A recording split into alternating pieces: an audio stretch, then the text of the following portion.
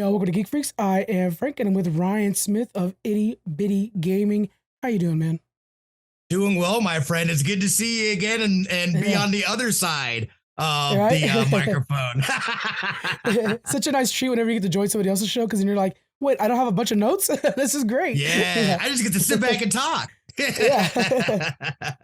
All right, so you got this Itty Bitty Gaming. It's a new show that you launched recently. Can you kind of give everybody a heads up of what it is? Yeah, absolutely. And something that kind of I saw was that there wasn't a lot of kind of short form gaming news content. So Hmm. I look to fill kind of that void. Again, the goal is to take more of an overview look at things that are happening in the gaming industry. So I don't go into the weeds. I try to point people to articles to find out more information, but really it's just kind of a general, hey, I've got a couple minutes. Let me pop this on. Hear what's going on in gaming news today. Yeah. What inspired you to do this other than just seeing like this hole in the gap? What was inspiring you to dive into doing gaming news in general? Well, and obviously, I'm a former co-host of LAN Parties, which is a video Hmm. game and esports podcast. By the way, fantastic interview by Lucas with Leanna Rupert. Yeah, it I was always absolutely good. loved it, and that was our 200 episode celebration as well. But really, that's kind of what jump started me into really getting more on the games news side of things. Hmm. And after I left the review journal, it was something that I wanted to continue doing, but it was something that I need to be able to do, or that I wanted to do, that was going to be sustainable in whatever my next ventures may be. So it was something that is easy to record, it's easy to edit, and then just basically hitting up everywhere, and it keeps me in the Yeah. know in terms of what's going on in video game industry. Like, I feel like I haven't known this much information, throughout. So like just kind of Yeah. researching and doing that daily really keeps me informed on what's going on. What are some of the differences, maybe even challenges, of going from something like working with the Las Vegas Review Journal and heading out independently? What are some of the changes you're feeling? I mean, for me personally, none. And Awesome. again, I'll be completely candid, and this isn't to rip my former employer or anything like that, but Lucas and I did everything for LAN Hmm. Parties. So there, in terms of the technical side, getting interviews, conducting the show, that was all us. So Yeah. it really wasn't a change for me. It was something that we were already doing. And obviously, I want to be able to expand and grow the show as well. I don't know if you had a chance to check out, but I did an interview with Devin Totso. She's the Yeah. community I did see that. manager for Starlight. Yeah, fantastic. Mhm. I absolutely love her. But I want to be able to kind of grow it and be able to do longer form content on top of the short form content as well. But yeah, really, it's just really my love for video games. I love Mhm. video games. I don't want to stop talking about them. Of course. I found that, obviously it's nice to be able to have that as part of your job. But, for me, it was like, I think it's a good time to just kind of do my own thing. I have the skill sets. I have the know-how. Why not give it a go? Got to give it a Right. shot. You got to take some risks sometimes. And you know what? This is something that kind of you and me both being these content creator kind of guys definitely recognize the struggle between long form and short form content right now. And I think personally, I love creating long form content, but I see what gets those clicks. And so you have to kind of be able to balance both of them. You'd be fool not to do some of it. What are some of the advantages doing that 2 minute form? And what are your plans for long form content? Uh, for the 2 minute content, I'm sorry. So I the 2 minute content really is just like I had stated, just kind of an overview.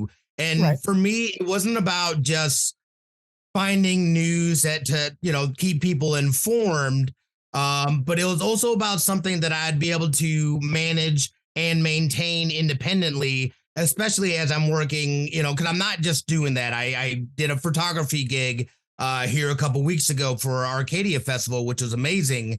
But it's something that I can still do other things, but I know it's something that I can consistently do on a daily basis. And I'm not going to lie, I have struggled. There have been days that literally went out at like 11:59 that night. And I'm just like, what am I doing? But, you know, you know, it is so important, especially in this space, just having that consistency. I think I can be even more consistent. I'd rather it be like it drops at a specific time, but I haven't been able to go that far. I've got a 2-year-old as well that's home with me 2 days of the week. So those days are extra challenging, you know, juggling the baby and then trying to get other things done as well.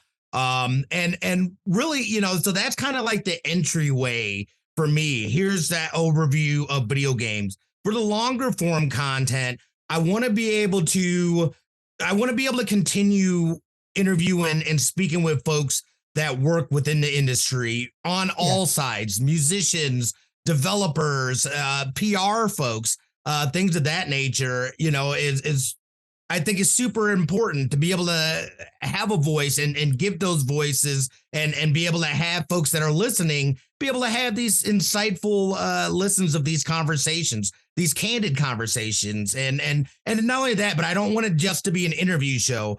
And this is where I'm still kind of developing. There's got to be something else, you know, or at least I feel, as opposed to it just being me interviewing people. So I'm still kind of trying to figure out what's going on with that. There's another show that I'm working on, or kind of we're in developments with it right now that I can't announce yet, but of course, hopefully soon we can talk about that as well. But yeah, really for me, it's just being able to talk about video games, speak with folks that also have the same love and curiosity and fondness for them, and the folks that bring them to life. Yeah. You mentioned something really cool that I love about some interview shows catch this, that there's so many facets to it. It's not just the face of the company. What aspect of video game development do you think is oftentimes overlooked and you look forward to bringing forward through interviews? I would, you know, yes, that's a great question. There's so many little pockets that I feel, that's like, you know, there's so much that they do. I really I'm a huge music buff. I love music. I love the music that goes into video games and just how it's evolved from something basic to they're at a point where it helps to drive games using music. I mean, I just started Super Mario RPG again, which I'm absolutely loving. It's fantastic. And I forgot Mallow has one of his weapons is the cymbal. And, you know, just every time you hear that cymbal crash, it's just like, ooh, you know, it kind of, it does something. It like kind of ignites something in there. It's like, from you, I feel like the music within video games is really a sector that I would love to put more focus on. Obviously the development side, and then like things like the community managers, with Dirty F and Hippie, and just being able to get that perspective from, you know, you're the liaison between the company and a community, which in this day and age would be brutal, absolutely brutal for most games. So, you know, that's something that just being able to give voices, and there's a whole bunch of other things that I'm sure don't even know exist within there that I want to learn about and have those conversations, and just, you know, all around being able to encompass the game industry as a whole. Another part too, the education sector. And there's a lot of folks that are putting a focus on that. Scholarships. You have high schools, colleges, Valhalla Esports Training Center that just opened up out here. Like, the industry is big and it encompasses a ton of different skill sets. I would like to learn those and, you know, bring a voice to some of those things that maybe people don't realize are a part of the industry. That's a great one. Community managers, I think, is such a good example of somebody who they see them, but boy, they don't know what they actually do. They're not streaming all day. Oh God, they wish they could. No, there's so much going on between a community manager and balancing that balancing act that they have to, especially nowadays with all these different platforms. You have to have almost a different voice for each one too. It's very difficult. But yeah, that's a really good one. Can you walk us through what a day in your life would be like when you're trying to make this content? Are you waking up, cracking open the IGNs and of that caliber, trying to kind of farm the news up? Yeah, essentially, fix my coffee. Maybe get a burnable in real quick, and then I'm reading, seeing what's going to be and that's part of the tough part too. Like you said, like short, even though it's short form content, there's, at least for me personally, I have a hard time cutting things. Yes. So like usually I'll record like 5 or 6 stories and be like, how much can I fit in there? And it ends up being like man. 3, maybe 4 sometimes. So it's really finding, and I don't want to just do the stuff that's going to be plastered on every video game news site.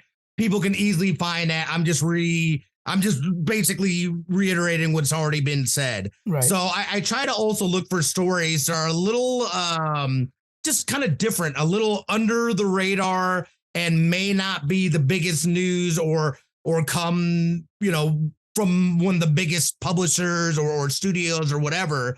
But I think it's important to be able to highlight this because there's all kinds of little moving parts. And especially nowadays, I don't know if you folks have noticed, there have been, I'm sure you have, a ton of layoffs. It's like, how is this happening? Amazon just went through their second round of layoffs. You had 505 Games, or their parent company, Digital Brothers.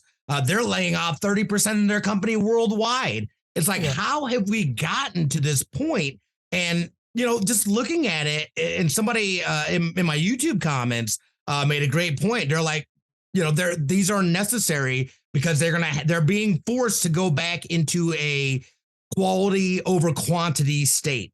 Look at this year alone, dude. There's so many good games. I literally have Spider-Man 2 on the burner. Why? Can I play Super Mario RPG, Super Mario Wonder, trying to get through Starfield? It's just ridiculous. It's ridiculous. Yeah. So yeah, I think that's kind of where I sit with that, and going forward with that stuff. Just trying to. That's basically what a day is. Then it's coming into the studio. All right, what am I going to say? And again, I don't have a script or anything like that. So I'm just, you should see at one point in time, I'm going to do a whole segment of just outtakes. It's going to be fantastic. I've showed my Discord before the folder of different, like, this one, because we call them headlines over here, but the same thing you do, but like for Marvel and stuff as well. Mm-hmm. But it's like, see that one thing I put out? Yeah, see the 7 other ones I recorded that don't touch the light of day? that I coughed, or I said the word twice, or I said, Reed Richard without an S at it. Oh my God, that actually just happened to me. That killed me. Yeah. Oh man, I feel you. This takes. Yeah. But I mean, again, it's not very long though, so it's easy to, if I have to re-record something or whatever to do that. But again, the goal for me is trying to be as efficient as possible, get it out there, when I can, and there's no hard. At least right now for myself, I don't feel like I have a hard obligation deadline wise, other than every weekday. You just got to get it out, every day, 5 days a week. But I would like to tighten that up, make that more efficient. And then of course that plays into the viewer and listener, and just a better experience for them, knowing when it's going to come on, when they can expect it. So that's stuff obviously I'd like to tighten up, but yeah, right now it's kind of nice being a little loose and be like, look, I just gotta get it in today. It's fun that way, and especially when it's just you, like you could pour as much passion you want into that project, and that's kind of some of the times the harder part when you're working with a co-host or something like that, where you have to match schedules. Oh my God, scheduling and podcasting. That and marketing yourself on social media are the actual podcasting. Those are big facts. Those are big facts. That is one of the toughest things. Not only that, but then also if you have a guest or something too, and then technical issues or some random, act happens, and there's all kinds of things that can happen. So it's kind of nice being able to have something that I'm in control of, at least in terms of editorial wise, format wise. I'm still trying out different things. Sometimes I post the whole show on the social media.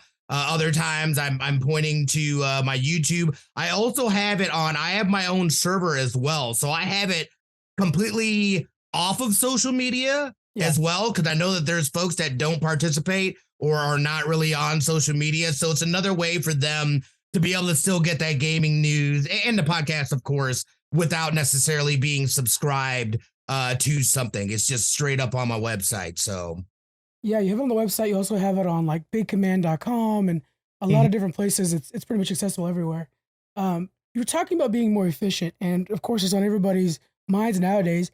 Is there any incorporation of AI into your day-to-day work that might help you move along faster?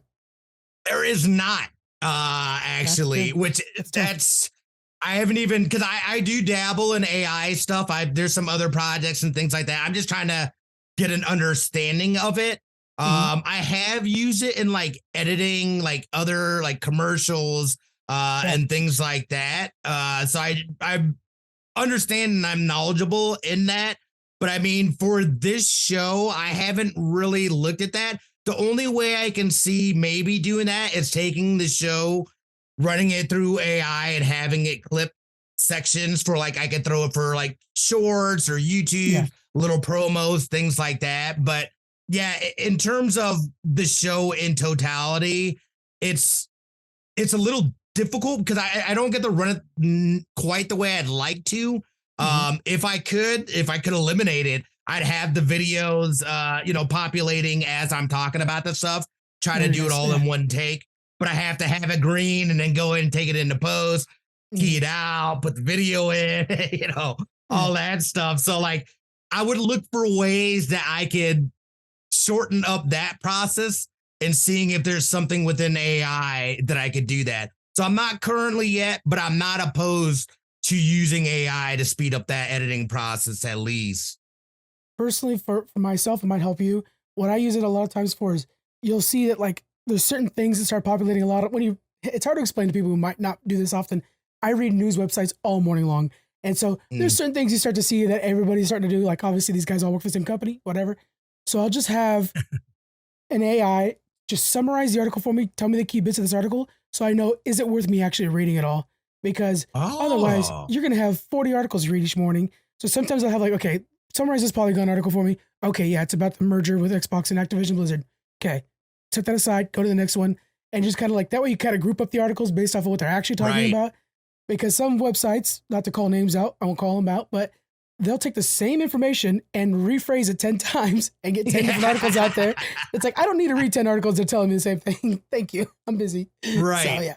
Well, and that's the other thing too is that I mean, I wouldn't say necessarily we're competing with these folks, but they get the news. Yeah. They get this news fast. So a lot of it is coming from reading what they're posting, and they're posting that stuff throughout the day. So like Yeah. sometimes it has paid off to wait a little bit and some other stories develop. But I would love to get, and this is really about building relationships, Right. communicating with folks, but I'd love to be able to get inside knowledge or somebody to be able to break news like that. It's not But again, easy. Yeah. that could be a dangerous place to live too. We've seen it. We've seen people break NDAs, which that's a Yeah. huge no-no. That in itself is a trust relationship between, the journalist or whoever it may be, the creator and the PR firm or Yeah. the actual company. Once you break that, people aren't going to want to work with you again. Again, Exactly. it's a small industry. It's a small world. You'll find that in any industry that you go into, that there's pockets of like, oh yeah, this person knows that person. They Yeah. definitely talk. And like, it's just one bad experience from somebody else that could completely tank you. So, it's kind of dangerous, but again, obviously legitimate journalists and folks that aren't doing that stuff. It's so huge having those kinds of contacts and that kind of knowledge, Yeah. because then you are actually breaking stories. You can start going into even like the investigative route and Yes. doing your own investigations and stuff. That's stuff that I thought about. But again, there's a lot that goes behind that stuff other than, you know what? I'm going to create some different content that's going to be, unique and fun. And, it's like, yes, that's what we're all trying to do, but Yeah. it takes some time to get there. Yeah, exactly. Embargoes, like when you're dealing with embargoes, it's so hard when you want to share the content amongst yourselves. Hey, I need your help Right. making this review for this video game. Do not tell anybody about it. We can't do anything until November 18th, or certain Comic Cons I'm dealing with right now. It's like, don't tell anybody about who's going to the certain Comic Con, Right. But also make those posts for me. It sounds a little tricky. Yeah, exactly. It's like, all right, let me double and triple check to make sure I got them dates correct. So I'm not gonna be that guy. No, because then all of a sudden you lose that contact. You're like, that is devastating now. So yeah. Exactly. Speaking of investigative journalism, one of the things I think that's really important, especially with the short form shows like yours and stuff like that, is to remind people of things that are maybe ongoing. Some really good examples are all the not lawsuits, changing laws in Europe around gaming that people don't really think about often, but also it's like, hey, you know how your loot box just changed? You could, you could thank the Dutch for that, stuff like that. Is there any kind of ongoing stories right now that you kind of want to remind people about that might not really think about it? Well, we were following the Xbox Activision Blizzard. That was a biggie. Yeah, and that was a huge one. So that one just, and again, I was trying to find that balance of, keeping it because it's still important and it's still going to have an impact on people, but not just overusing it and it being a part of it every single week or every single day or whatever. So it's like finding that sweet balance. Another one, something more current, is I've been really watching what's happening at the Embracer Group.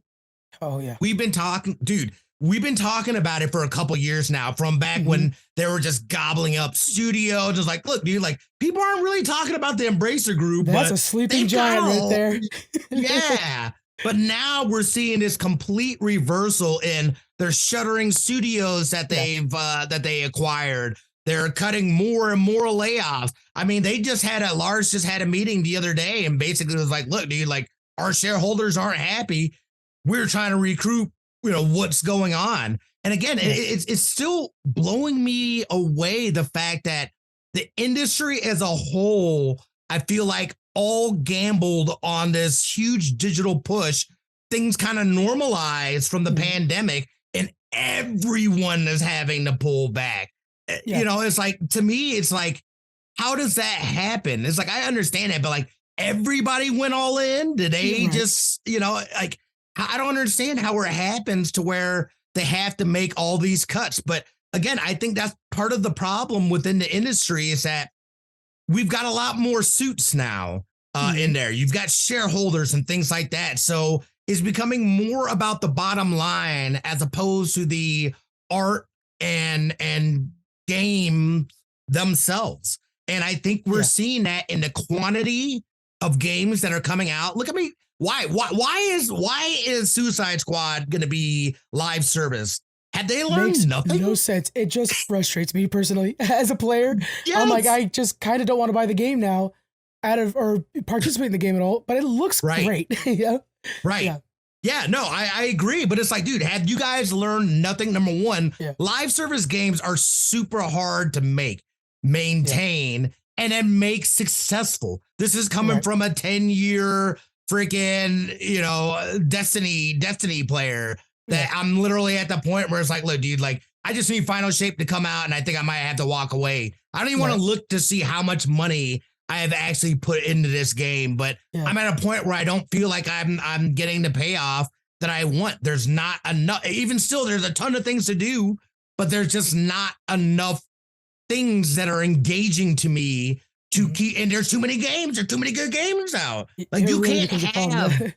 Yeah, exactly. I mean, look at Redfall. Redfall just came out with update 3. Made a lot of changes. They've still got a long way to go. I'm actually surprised that they're still supporting it. Although I think it's because they have. I do, but I think it has to do with the hero packs that they sold. So you could get it with that promised extra characters. So money is already in their pocket. I think they have to at least deliver problem, that. And they're like, oh snap, we got to release a Black Panther and a Spider-Man. Oh shit, that's right. We just got to get there, then we're done. And then we can call it quits. As soon as that Spider-Man came out, it was like 2 weeks later, and like, all right, guys, it was been fun. They were out. Deuces, which is unfortunate because I feel like if they just focus on the story as opposed to the live service, that game was. I love the story. I keep the saying gameplay Kamala felt good. Khan was fantastic in that game, and right now Yes. she's big, and it's like the comic books are good and all, but go to that game and you're gonna fall in love with that character. Yes, I do. A prime example was a Guardians of the Galaxy game. Yeah. I love those characters more than the MCU Isn't that characters. crazy? Yeah. It's insane to me. The music was freaking amazing. Yeah. Like, dude, like, I appreciate the feature, by the way, to be able to turn on stream safe music. Thank you guys. yes, Just do that. that please. was huge. Yeah. That was huge. I was like, wow, who thinks of that? Like, you guys have thought of everything to, like, that's amazing. Keeping streamers and keeping that community in mind when you're developing a game. I think that's, like, I love to see stuff like that. That's great fan service in my opinion. But yeah, no, all that stuff is coming back. All that stuff, and I think it's necessary. Unfortunately, I think we're going to see more layoffs and more cuts before we see things stabilize to what it's going to look. But personally, I just feel like it was like that the cart ahead of the horse. I feel like it's one of those situations. Too. Yeah. Yes. Yep. And then I like how you're mentioning it's all suits nowadays. E3, it's a shame. You get access to E3 and then it's like all online, and that's not the same anymore. But I find that I'm paying attention more to shareholder calls than I am big Comic Cons, and it's like that's a damn shame that I care about those shareholder calls a lot more. But that's where you're getting the real information. They're going to tell the shareholders the direction they're going, not us. Right. So no, and that's a great point. I never even thought about that, and that's something that I should do more of, because legit, you're getting the actual details of what's going on from a shareholders meeting than you would from a press junket or, some sort of press release or something like that. So that's a great source for news right there, dude. Yeah. Especially if you're going in the entertainment world. Like, I can't stand Zaslav of the WB. He runs HBO. Every time that guy talks to his shareholders, he reveals the future. All right, you gotta pay attention to that now. Like, oh, what, another Game of Thrones spinoff? Sure, okay, whatever, I guess. Right. Yeah, that's true. That's true. Wow. Now you're building this audience for your show. Again, Itty Bitty Gaming, guys. While you're listening to us, go start following. And what are some of the things that you try to do to make sure to keep the engagement up with because that's such a big part of being a content creator? What are you doing? Well, for me, I continue. I'm also a streamer. I stream on Twitch, Kick, TikTok, Trovo, everywhere you can. Now, I can say it unabashed because Twitch got rid of their thing. I've been doing it for years. Oh yeah. Yeah. So you're working hard on Itty Bitty Gaming. What are some of your plans for the future of this new show? Just continue doing it. Again, for me, the big thing is expanding and growing. Maybe making, the big thing for me is expanding and growing it, and hopefully being able to make it a longer show, get some more resources, doing interviews with folks. I want to do some game content as well, and really just look to kind of like I have been, just trying to meet folks and hopefully fill a need that they have. Yeah, that's really hard. What is some advice you can give to somebody else who's trying to break into the podcasting or even gaming news world? Just do it. Just do it. Don't, get your stuff organized and whatnot, but just do it. That's what I said, I'm going to do this gaming show. I literally threw it together in a weekend, and I was like, I'm just going to start on Monday and we'll go from there. I was like, I'll make it better and refine it and do all that stuff as we go. But the one of the hardest parts I feel is just getting started. Yeah. Once you get started, you can start getting into a groove of things and fixing stuff up and making it nicer. But I would say if you've got a goal or a dream or something that you're working towards, just do it. Just don't, lay it out and go full steam ahead. And a lot of times you won't find your voice until you start recording it. You know what I'm saying? Like, a lot of times you're like, oh, I don't really know what I would be talking about. Just start talking and you'll find it. Yeah. Speaking of Geek Freaks, we started off as a whole different show, really. But at this point now, we've realized for the last 2-3 years now that we like to be on the positive side of the news because it's so easy to find clicks that are like, oh, the worst thing about the new Call of Duty update. Yeah, Yes. but you know what? I'm enjoying it. So why am I talking Right. smack?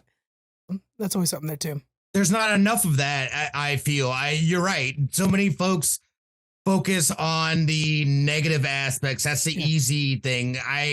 I'm in a similar boat. I would rather find a positive in something. Nothing's perfect. You know what I mean? And I don't know why people got this expectation of everything should be perfect, because it's never been. I just enjoy it. And if it's fun for me, I'm going to enjoy it and have fun and tell people how much fun it is. And you know what really sparked it in us too is realizing growing up, I grew up thinking that, oh, the prequels must be terrible. Everybody thinks they're terrible.